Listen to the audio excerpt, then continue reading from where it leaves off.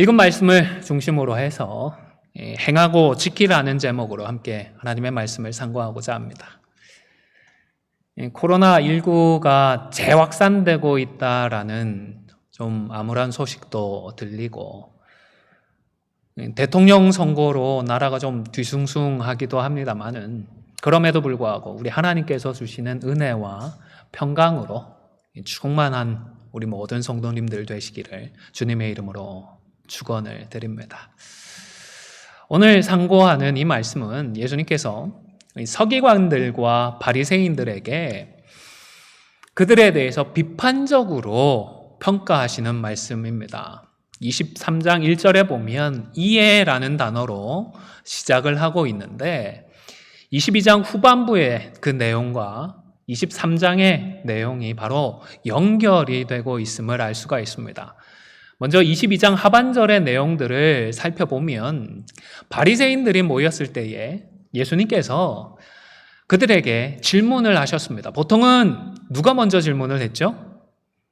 사람들이 예수님께 질문을 했더랬습니다. 예수님을 시험해 보려고요. 그런데 이번에는 예수님께서 먼저 질문을 건네셨습니다.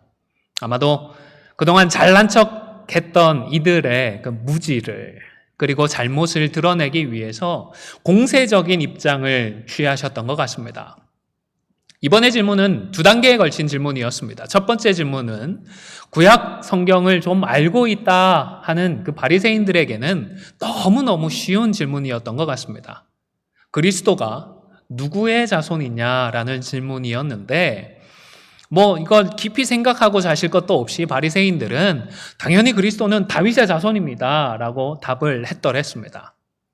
이 첫 번째 질문에 손쉽게 대답을 하면서 이 사람들이 속으로 예수님의 그 수준을 좀 과소평가를 했든지 아니면 자신들이 잘 알고 있다 의기양양했을지도 모르겠습니다.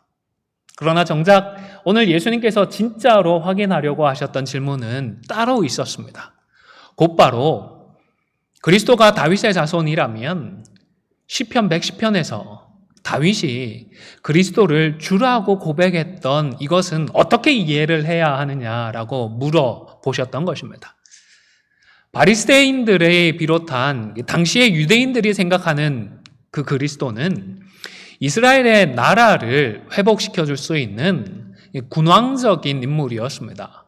강력한 로마 제국을 이겨내고 독립된 나라를 일으키고 그 나라를 계속해서 지켜나갈 수 있는 강력한 인물을 기대했던 것입니다. 그래서 그들의 역사상 가장 위대한 왕으로 평가를 하는 그 다윗 왕과의 관계를 굉장히 중요하게 생각을 했던 것입니다. 물론 인간적인 기대만으로 그렇게 기대했던 것은 아니고 성경적인 근거도 분명히 있었습니다. 그런데 문제가 있었습니다. 다윗의 자손으로 그리스도를 말씀한 성경 구절도 있지만 또 다른 측면에서는 그리스도를 다르게 언급하고 있는 구절들이 있는데 그 말씀에 대해서는 애써 무시하거나 그만 소홀하고 말았던 것입니다. 그들이 기대하고 있는 이 사실에 너무 집착을 하다 보니까 다윗이 그리스도에 대해서 고백한 그 시편 110편과 같은 이 말씀은 애써 외면하고 있었던 것입니다. 오늘 본문에도 22장 44절에서 예수님께서 인용을 하셨는데요. 보시면 주께서 내 주께 이르시되 라고 다윗이 말했던 것을 알 수가 있습니다. 다윗이 분명히 두 분의 주를 고백을 했습니다. 한 분의 주는 하늘 보좌에 계시는 하나님을 말씀하시는 것이고 다른 한 분은 어디에 계시다고요? 그 하늘 보좌 우편에 계시다라고 했습니다. 바로 이분이 그리스도인 것입니다. 그리고 바리새인 정도의 인물이라면 그리스도가 다윗의 후손이라는 이 사실만큼이나 다윗이 두 분의 주를 고백했다라는 이 사실도 잘 알고 있었을 것입니다. 그들도 이미 알고 있었으니까 예수님께서 이런 질문을 하셨을 때에 말문이 막히고 말았던 것이겠지요. 다윗의 자손만을 주장하는 다윗의 그 자손이라는 이 사실만을 강조하는 그들의 입장이 흔들릴 수 있기 때문에 이 사실에 대해서는 침묵을 해왔던 것입니다. 그들은 그리스도가 탁월한 리더십을 가진 다윗과 같은 사람이라면, 이 사실이면 충분했기 때문에 또 다른 측면의 말씀에 대해서는 어쩌면 이것이 더 골치 아프기 때문에 더 생각할 이유도 없었고 대답할 필요도 느끼지 않았을 것입니다. 사실 많은 평범한 유대인들은 예수님이 구약 성경에서 말씀했던 메시아일 수 있고 그리스도일 수 있다라는 기대를 품었습니다. 그러자 유대의 지도자들은 사람들의 그러한 기대를 경계했습니다. 왜냐하면 예수님께서 그들과는 별다른 지연도 없고 학연도 없고 관련이 없어서 아무리 예수님이 뛰어나고 다른 사람들에게 인정을 받고 존경을 받는다 하더라도 자신들에게는 별로 유익이 되지 않는 그런 인물이었기 때문입니다. 그래서 공격을 하기 위하여서 계속해서 꼬투리를 찾았는데, 예수님께서 거의 유일하게 꼬투리 잡혔던 내용이 무엇인지 혹시 아시겠습니까? 예수님께서 자신을 뭐라고 칭했죠? 하나님의 아들이고, 또 하나님을 뭐라고 칭했죠? 자신의 아버지라고 칭했던 것입니다. 신성 모독으로 이것을 규정하고 집요하게 예수님을 공격하고 있었던 것입니다. 마태복음 26장에 보면 예수님의 사형을 구형하기 위하여서 대제사장이 한 가지 확인했던 사실이 있는데 혹시 무엇이었는지 기억하십니까? 예수님께 한 가지만 물어봤습니다. 네가 정말로 하나님의 아들 그리스도라고 했느냐? 이 사실 하나만을 확인을 했더랬습니다. 또 마태복음 27장에 보면 예수님 좌우에 달렸던 강도들이 예수님을 모욕했던 내용도 마태가 기록을 해두고 있는데요. 그들이 뭐라고 예수님을 조롱했죠? 네가 정말로 하나님의 뭐라면요? 아들이라면. 하나님의 아들이 맞다면 스스로 좀 구원해 보라며 예수님을 조롱했던 것을 볼 수가 있습니다. 대부분의 유대인들이 예수님이 그리스도일 수는 있겠지만 그래도 하나님의 아들일 수는 없지 않겠느냐라고 판단을 했던 것입니다. 하지만 적어도 다윗이 그리스도를 이렇게 주라고 고백한 성경의 그 내용을 알고 있는 사람들은 이 내용을 외면하지 말았어야 했습니다. 명백한 하나님의 말씀을 무시하지 말았어야 했던 것입니다.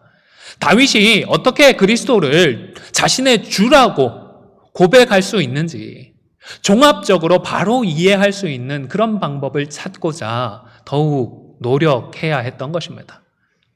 아니면 예수님께서 이 사실을 지적해 주셨을 때에도 그리스도에 대한 그들의 이해가, 그동안의 이해가 다소 불충분했고 예수님에 대한 비판이, 그들의 비판이 잘못되었다라는 사실을 인정했어야 했던 것입니다.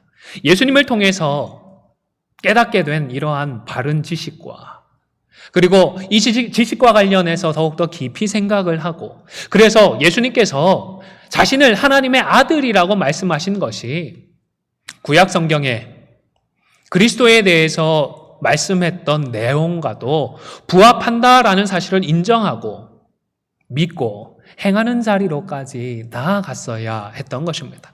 하지만 안타깝게도 그들 중에는 그러지를 못했습니다. 결국 하나님을 대적하는 자리로 나아가고 말았던 것입니다. 결국에는 그 하나님의 아들을 자신들의 손으로 못 받고 말았던 것입니다. 여러분, 우리가 말씀을 묵상하거나 아니면 또 설교를 들을 때에 항상 다 이해되는 것이 아니지 않습니까? 혹 납득되지 않을 때가 있을 것입니다. 이럴 때는 어떻게 해야 할까요? 애써 무시하거나 외면하는 것이 아니라 성경 전체의 내용과 어떻게 하면 조화를 이룰 수 있을지, 어떻게 조화롭게 하나님의 말씀을 우리가 하나님의 말씀으로 받을 수 있을지에 대해 노력을 해야 하는 것입니다. 물론 설교자들이 항상 다 옳다라는 말씀은 아닙니다. 사람은 누구나 실수할 수 있습니다. 95개조 반박문으로 유명한 분이 있습니다. 종교개혁의 도화선을 밝힌 분인데요. 누구시죠? 종교개혁가 마틴 루터입니다. 중세의 그 영적인 암흑의 시대를 벗어나서 행위가 아니라 믿음으로 의롭다 하심을 얻는다라는 정말로 지극히 성경적인 이 진리로 교회가 되돌아갈 수 있는 정말로 전기를 마련해 준 귀한 분이었습니다. 하지만 이런 분조차도 행함이 있는 믿음을 강조하는 야고보서에 대해서는 지푸라기 서신이라고 이야기하면서 그 가치를 평가절하하고 말았습니다. 자신이 중요하게 생각하는 그 당시 시대적인 상황 속에서 이신칭이라고 하는 너무나도 분명한 진리가 외면당하고 있었기 때문에 이 사실을 강조했던 것은 이해가 되지만, 그렇다고 해서 못지않게 중요한 그 야고보서의 말씀들을 소홀했던 것은 또 하나님 앞에서 바람직한 모습은 아닌 것입니다.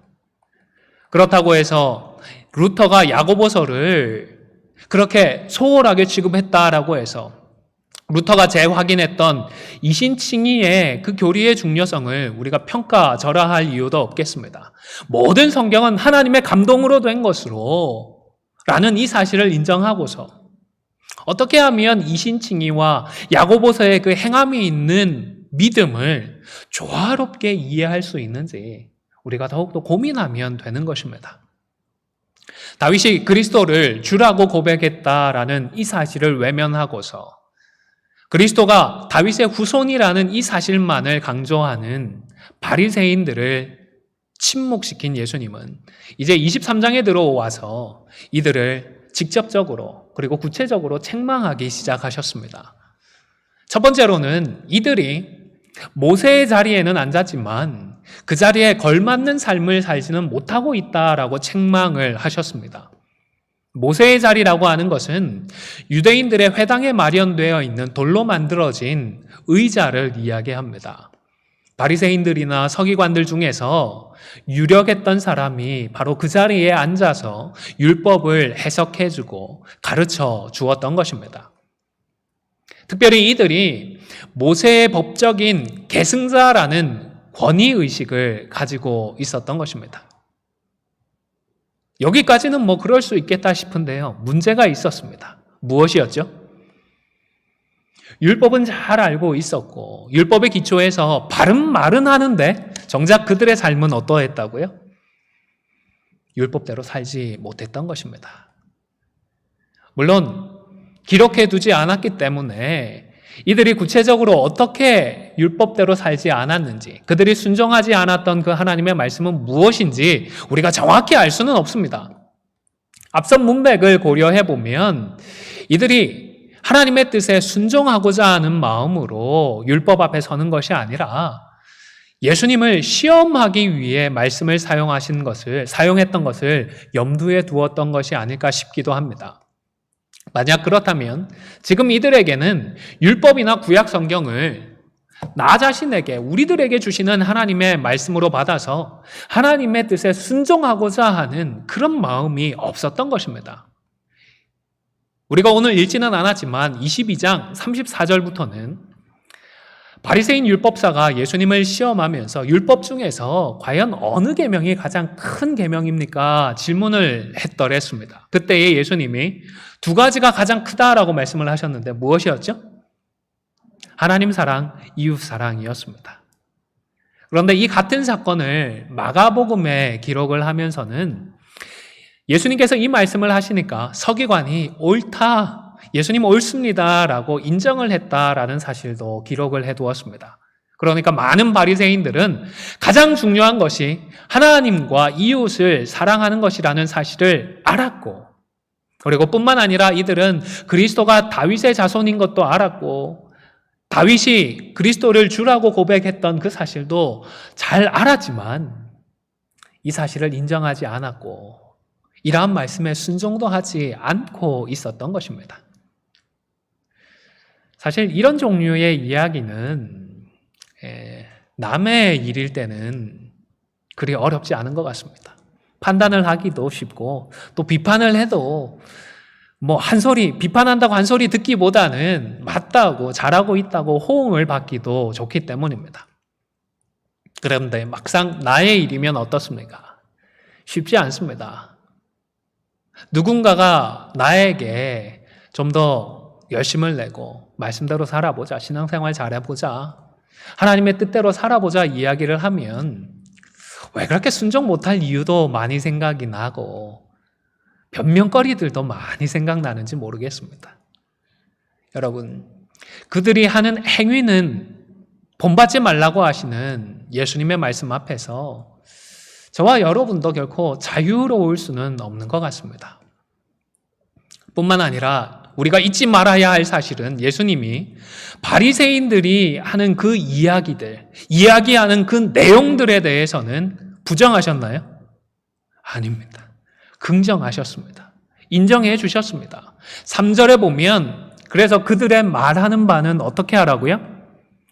행하고 지키라고 말씀을 하셨던 것입니다. 그들의 행위는 말만 하고 행하지 않는 그들의 행위는 결코 본받지 말아야 하지만 그들이 말하는 그 내용들만큼은 기억을 하고 행하고 지켜야 하는 것입니다. 우리가 신앙생활을 하다 보면 말은 정말 유창하게 하고 구구절절 맞는 말만 하는데 그런데 조금 지나 보니까 정작 그대로 살지 않는 분들을 만날 때가 있습니다.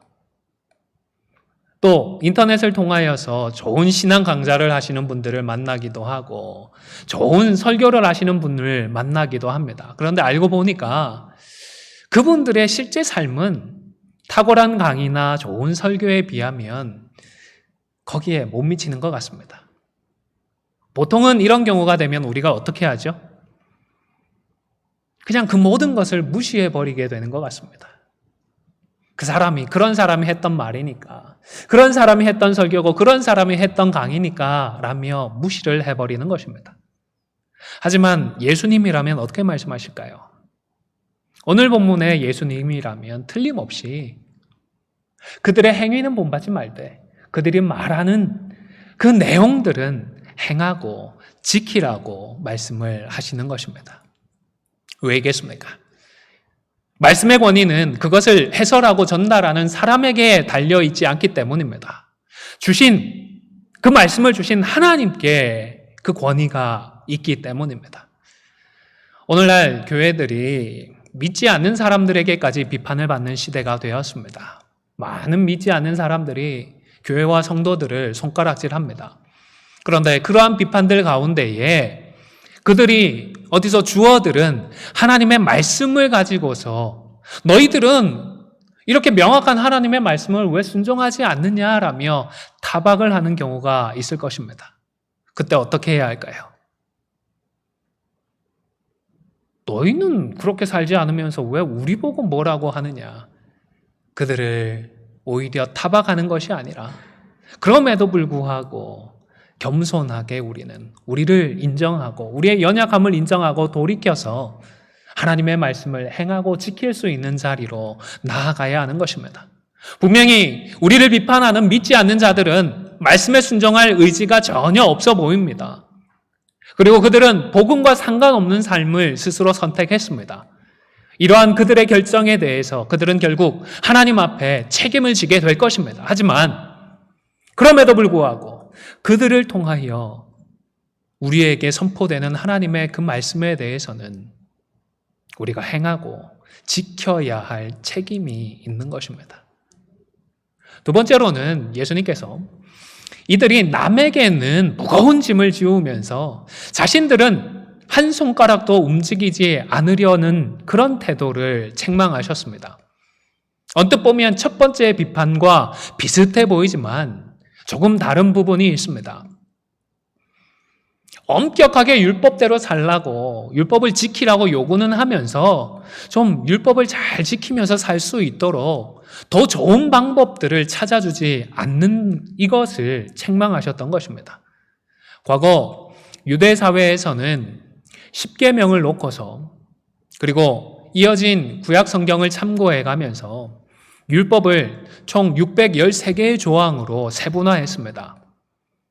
반드시 따르고 지켜야 할 규정들이 248개가 있다라고 설명을 했고, 그리고 절대로 하면 되지 않는 그런 규정들이 365개가 있다라고 규정을 해 놓았습니다.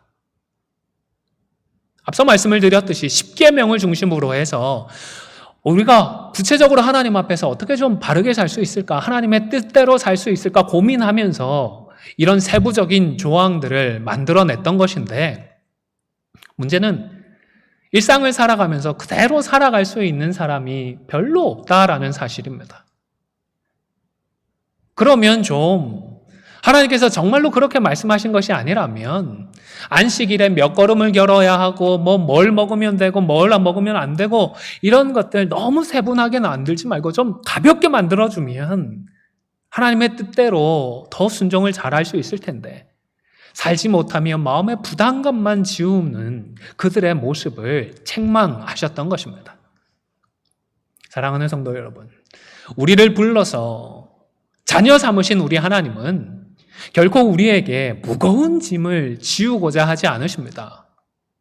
경건의 유익을 위하여서 우리가 때때로 훈련이 필요합니다. 그러나 기본적으로 우리 주님의 멍에는요, 무겁나요? 가볍나요? 가볍습니다. 우리 주님의 멍에는 쉽고 우리 주님의 짐은 가벼운 것입니다. 좀 우리가 부족하고 좀 못하더라도 우리 주님께서 그것을 가지고 그때그때 우리를 정죄하시는 것이 아니기 때문입니다. 그리고 세 번째로 예수님은 이들을 하나님 앞에서 바로 살고 하나님을 기쁘시게 하기 위해 사는 것이 아니라 그저 사람들에게 인정받고 사람들에게 자랑하기 위하여서 살아가고 있다며 책망을 하셨습니다. 그 예로서 경문의 띠를 넓게 한 것과 옷수를 길게 한 것, 그리고 윗자리와 높은 자리를 좋아하는 것을 지적하셨습니다. 경문이라고 하는 것은 출애굽기서와 신명기서에 있는 중요한 네 구절을 기록해 놓은 고급진 가죽 종이를 넣어두는 사각형의 상자를 의미합니다. 처음에는 경건한 유대인들이 그 하나님의 말씀을 기억하고 그대로 살아가기 위하여서 이 상자를 여기 이마나 아니면 왼쪽 팔 안쪽에 매달고 지냈었는데, 점차로 그들의 경건함을 과시하기 위하여서 부착하는 띠를 아주 크게 만들기 시작을 했던 것입니다. 도저히 안 볼래야 안 볼 수 없도록 크게 두드러지게 만들기 시작을 했던 것입니다. 그리고 옷술이라고 하는 것은 석류 모양의 장식인데, 이 역시 원래는 하나님의 말씀에 따른 순종하기 위한 일이었습니다. 하나님의 영광을 드러내고 언약을 생각하기 위해서 옷 끝에 이 장식들을 달아두었던 것인데, 점차로 이것 역시도 자신을 과시하기 위한 수단으로 변질이 되고 말았던 것입니다. 점점 크고 길게 그 옷술들을 장식했던 것입니다.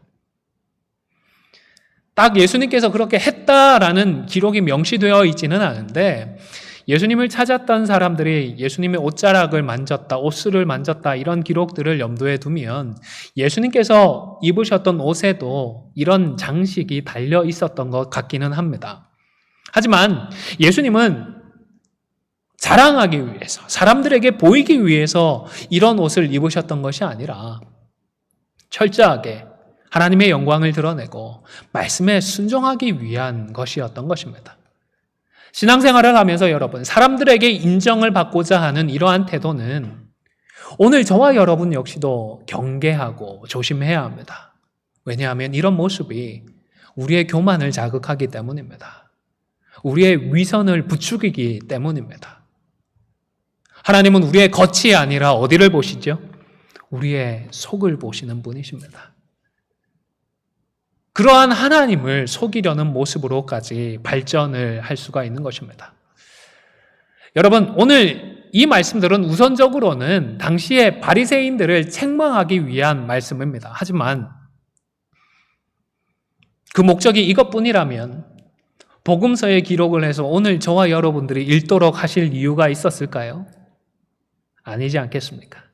기록을 해두시고 오늘 저와 여러분이 읽도록 하신 데에는 저와 여러분에게 주시기 위한 하나님의 세미한 음성이 여기에 담겨 있는 줄로 압니다. 다시 말해서 오늘을 살아가고 있는 저와 여러분을 위해서도 주신 말씀인 것입니다. 물론 우리들도 이 땅을 살아가면서 어느새 구원의 감격이 좀 희미해지기도 하고 혹 우리 속에도 바리새인들과 같은 그런 모습들이 생겨버렸을지도 모르겠습니다. 하지만 이것보다 더 분명하게 오늘 저와 여러분에게 주시는 하나님의 음성이 있는 줄로 압니다.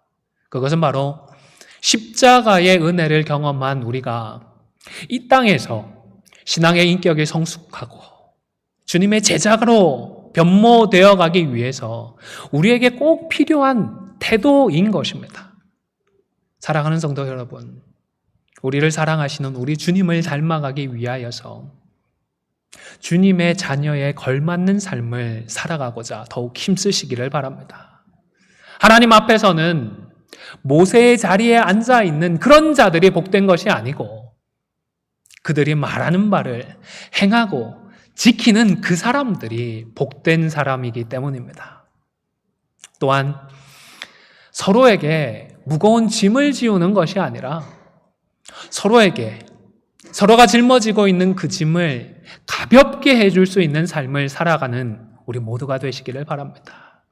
이것은 우리가 주님과 함께 동행할 때에 하나님께서 우리에게 축복해 주시는 복입니다. 여러분, 주님과 함께하는 삶은 결코 무겁지 않습니다. 말씀과 말씀의 원리대로 사는 삶이 정말로 우리에게 유익합니다. 중요합니다. 하지만 혹 하나님 없이 하나님의 말씀만, 하나님의 원리만 생각하며 사는 삶을 살아갈 수도 있을 것 같습니다. 이것 역시도 정말로 중요한 것을 놓치고 사는 것이 아니겠습니까?